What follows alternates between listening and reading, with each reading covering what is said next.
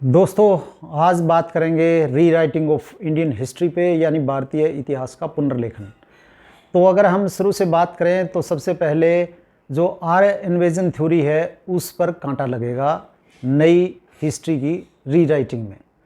और उसके बाद अगर हम जैसे पहले पढ़ते थे हम सिंधु घाटी सभ्यता के बारे में 2300 से 1750 BC, तो उस पर भी कांटा लगेगा, क्योंकि अब राखी गढ़ी में जो नए प्रूफ मिले हैं, खासकर एक जो कंकाल मिला है तो वो 6000 BC का बताया जाता है, तो उस पर भी कांटा लगेगा। फिर 1500 BC में आर्य आए, इस पर भी कांटा लगेगा। और 1200 में महाभारत हुई, कभी कहते हैं 900 में महाभारत हुई, जो वर्तमान सिलेबस चलता है, तो उस पर भी कांटा लगेगा। कभी 1300 पर रामायण कहते हैं। और अभी जो प्राचीन भारतीय इतिहास की लेखिका हैं, या कह सकते हैं कि जिनका जो बड़ा दावा किया जाता है, जो बड़ी हिस्ट्रियन मानी जाती है एंशिएंट इंडिया की, रोमिला थापर, उसने कहा कि युधिष्ठिर ने जो अहिंसा का पाठ था वो अशोक से ही सीखा था। अब बताइए, संस्कृत इनको आती नहीं किसी भी एंशिएंट हिस्ट्रियन को। जैसे ये मेडिवल हिस्ट्रियन जो हैं इरफान हबीब और इस तरह के जो दूसरे, इनको अरबी या पर्शियन नहीं आती, ज़्यादातर इतिहास यहाँ पर्शियन में ही है।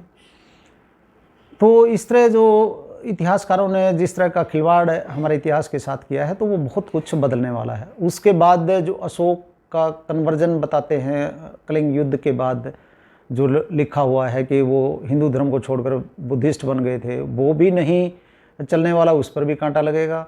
और उसके बाद महात्मा बुद्ध ने हिंदू धर्म का विरोध किया, बुराइयों का विरोध किया, इस तरह की जो बातें हैं उन पर भी कांटा लगेगा।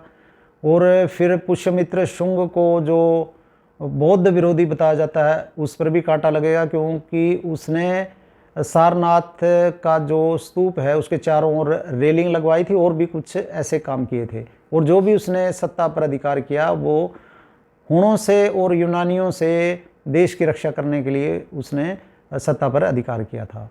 और उसके बाद का इतिहास हम देखते हैं कि कनिष्क का बहुत महत्व बढ़ेगा, क्योंकि कनिष्क एक देशभक्त भी था और हमारी सभ्यता और संस्कृति का पालन करने वाला भी महान सम्राट था।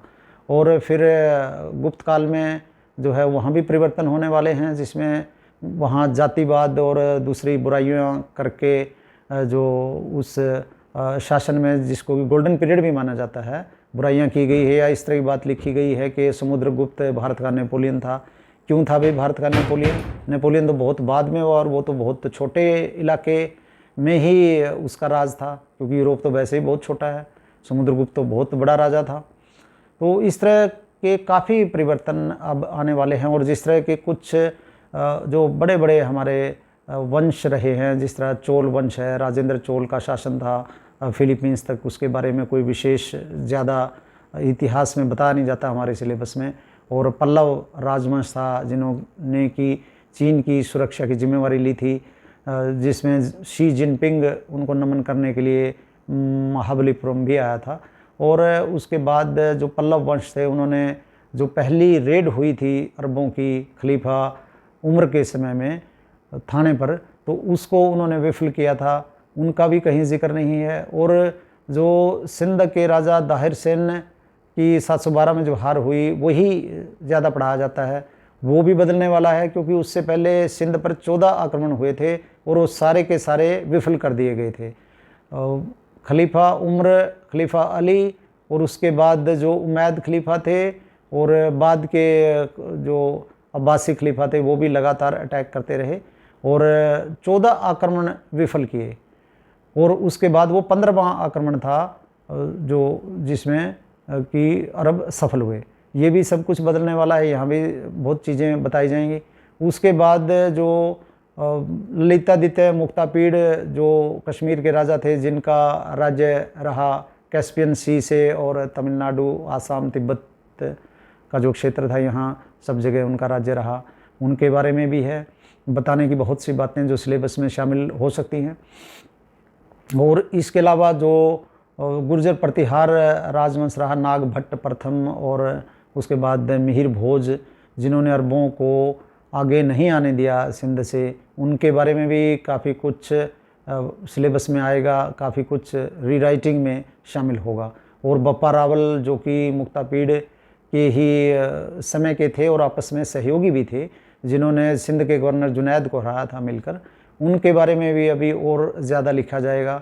और उसके बाद भी जो राष्ट्रकूट हैं उनके बारे में भी काफ़ी कुछ लिखा जाना बाकी है, उनके बारे में बहुत कुछ पता नहीं है, जिसमें अरब ट्रैवलर सुलेमान ने उन्हें दुनिया के जो 4 महानतम साम्राज्य थे उनमें से एक कहा था, राष्ट्रकूटों का जो साम्राज्य था। तो इसके बाद के भी लगातार उसमें परिवर्तन होने हैं। तो आज अगर हम बहुत ज़्यादा बातें करेंगे तो लंबा हमारा ये वीडियो हो जाएगा, तो आज हम इतनी ही बात करते हैं। अगले पार्ट में हम आगे की बात करेंगे। तब तक के लिए धन्यवाद।